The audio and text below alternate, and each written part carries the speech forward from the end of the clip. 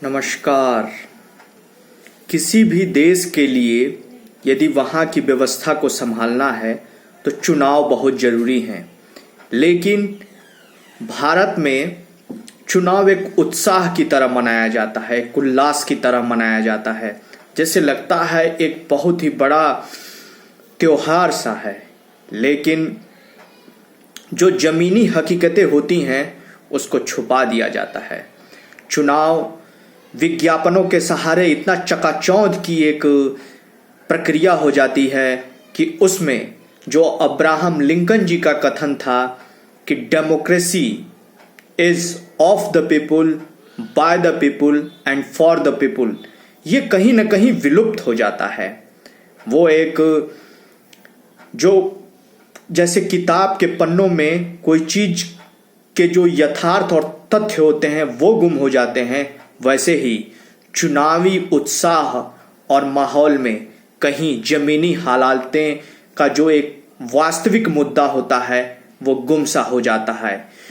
जो वास्तविक मुद्दे होते हैं उस पर एक नया आवरण उड़ा दिया जाता है और एक नई आकांक्षाओं और इच्छाओं और अभिलाषाओं की एक नई सपनों की दुनिया में लेके चले जाते हैं लोग।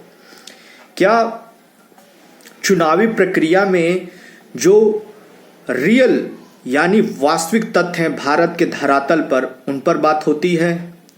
नहीं, उनमें बस दोषारोपण और प्रत्यारोप की एक व्यवस्था से चल जाती है, या इतिहास के पन्नों से उन्हीं चीज़ों को कुरेदा जाता है जिससे वर्तमान का कोई ताल्लुक नहीं रहता। वो बस सियासत की जमीन पर अपने महल बनाने की एक प्रक्रिया हो जाती है।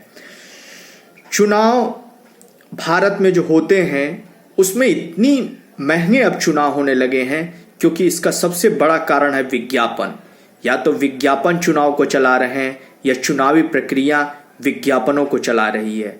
ये दोनों में एक अंतर्द्वंद है और भारत को यदि समृद्धि के मार्ग पर लेके जाना है तो हमें चकाचौंध से भरी दुनिया से नीचे उतरकर धरातल पे काम करना होगा।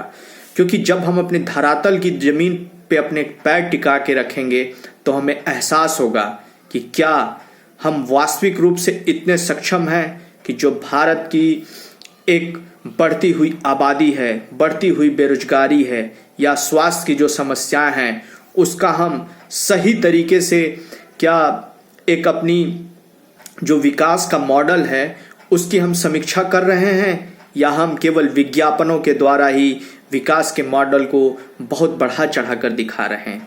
कोई भी राजनीतिक दल हो, कोई भी पार्टी हो, उसका यह दायित्व होता है कि धरातल पर बात करे।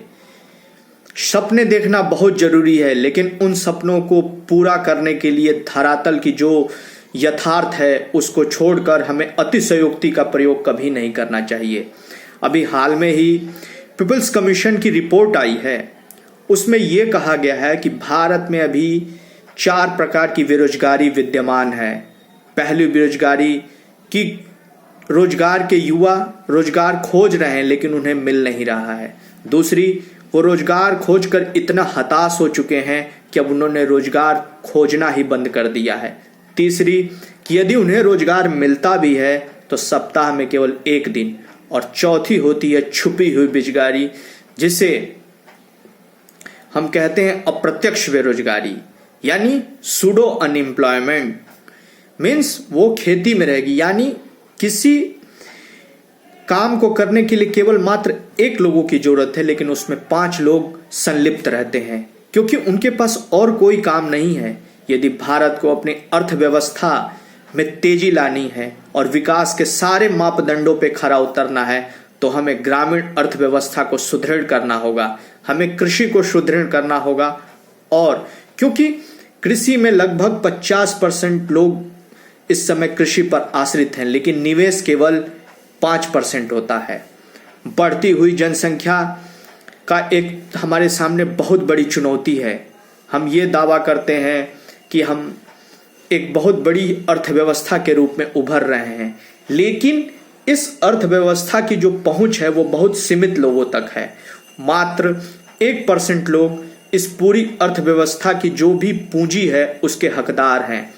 बाकी लोग हाशिए पे चले जाते हैं, चाहे वो कोविड का पैंडेमिक हो या कोई भी ऐसी अकाल या अवांछनीय परिस्थिति आ जाती है तो उसमें लोगों को अपनी जीविका चलाने के लिए बहुत सोचना पड़ता है, क्योंकि अर्थव्यवस्था का जो एक आधार है वो पूंजीपतियों के हाथ में है। जो कैपिटल एंड पॉलिटिक्स का नेक्सस है वो एक बड़ा ही विचित्र सा है। हर कारपोरेट हाउस उस पार्टी को चंदा देना चाहता है जो पार्टी उसके कामों को करे। लेकिन अब सवाल ये उठता है कि यदि कारपोरेट ही यदि राजनीति को चला रहे हैं तो उसमें भारतीय जनता का क्या योगदान है? क्या भारतीय जनता एक मूक दर्शक बन के, एक तटस्थ बन के इस प्रक्रिया में बस एक अपना 5 सालों का जो त्योहार आता है उसमें अपने हस्ताक्षर कर दे और वो हस्ताक्षर की कोई वैल्यू न रहे? क्योंकि जिस हस्ताक्षर और चुनावी मतदान के द्वारा उन्होंने जिन नेताओं को संसद भवन में पहुंचाया, क्या वो जनता के दिए हुए विश्वास और हस्ताक्षर का सही तरीके से प्रयोग कर रहे हैं? क्या वो धरातल पे विद्यमान परिस्थितियों के साथ साक्षात्कार कर रहे हैं? ये एक बड़ा ही एक अहम मसला है और हमें इन चीज़ों के बारे में विवेचना करनी होगी, लोगों को संवाद करना होगा, क्योंकि भारत के सामने अभी बहुत सी चुनौतियां हैं। हम कई मापदंडों में बहुत प्रगति कर रहे हैं, लेकिन हमें यदि लोगों की गुणवत्ता को सुधारना है तो हमें केवल सस्टेनेबल डेवलपमेंट गोल के जो लक्ष्य है उसको तय सीमा अवधि के समय पे पूरा करना नहीं, उसका एक व्यापक पैमाने पे और धरातल पे अपनी नीतियों को गति देनी होगी, तभी हम कुछ कर सकते हैं। क्योंकि यूनाइटेड नेशन पॉपुलेशन फंड की एक रिपोर्ट आई थी कि चलिए पूरे विश्व में यदि 8 अरब जनसंख्या हो जाती है या उससे भी ज़्यादा तो वो एक अवसर है तो एक चुनौती है, क्योंकि जब भी जनसंख्या का दबाव बढ़ता है तो संसाधनों को प्राप्त करने की होड़ लग जाती है और उस जनसंख्या के बढ़ते हुए दबाव के कारण संसाधनों का दोहन होने लगता है। और जब ये दोहन होगा तो इसका सीधा प्रभाव पड़ेगा पर्यावरण पर, और पर्यावरण जब अपनी जो उसमें अव्यवस्था आई है उसका जो प्रभाव मानव सभ्यता पर देगा तो मानव सभ्यता अपने विकास की कुचक्र की नीति को समझ जाएगा कि क्या हमने सही मायने में विकास किया। वो विकास केवल आर्थिक ही था, वो विकास एक पूरा बैलेंस या इक्विलिब्रियम ओरिएंटेड डेवलपमेंट नहीं था। वो केवल अपने हितों की रक्षा करने के लिए कुछ वर्गों द्वारा उस पर्यावरण यानी जो कैरिंग कैपेसिटी है एनवायरनमेंट की उसका दोहन किया जा रहा है। ऐसे तमाम से विषय हैं, ऐसे तमाम से मुद्दे हैं जो चुनावी उत्साह और त्योहारों में गुम से हो जाते हैं, क्योंकि उस पे बात नहीं होती। बात तो उस पे होती है जो इतिहास की परतों में कैद हो चुके हैं, लेकिन उन परतों को धीरे धीरे खोला जाता है जिनका वर्तमान से बहुत कम ताल्लुक होता है। वो केवल जनता की मनोदशा से खेलने का एक बहुत बड़े रामबाण की तरह प्रयोग होते हैं। हमें भगवान राम की जो न्याय की व्यवस्था थी, जो उनके शासन की व्यवस्था थी, उसमें एक समृद्धि थी, एक लोग विकसित थे, लोगों की सोचने की पद्धति विकसित थी। उस तरीके के एक राम राज्य को हमें लाना पड़ेगा। हम भगवान राम को इसलिए पूछते हैं क्योंकि वे एक आदर्श पुरुष थे, केवल धर्म के लिए नहीं, उन्होंने हर क्षेत्र में जो मानव धर्म में पुरुषार्थ होता है, अर्थ, धर्म, काम और मोक्ष, उसकी एक प्रतिमूर्ति है वो। तो यदि हमें भारत के विकास को गति देनी है, उसके आर्थिक पहिए में थोड़ी और गति लानी है, तो हमें धरातल पे जो वास्तविकता है उनसे मुंह नहीं मोड़ना होगा। उन वास्तविकताओं का हमें सामना करना होगा, चाहे वो कोई भी राजनीतिक पार्टी हो।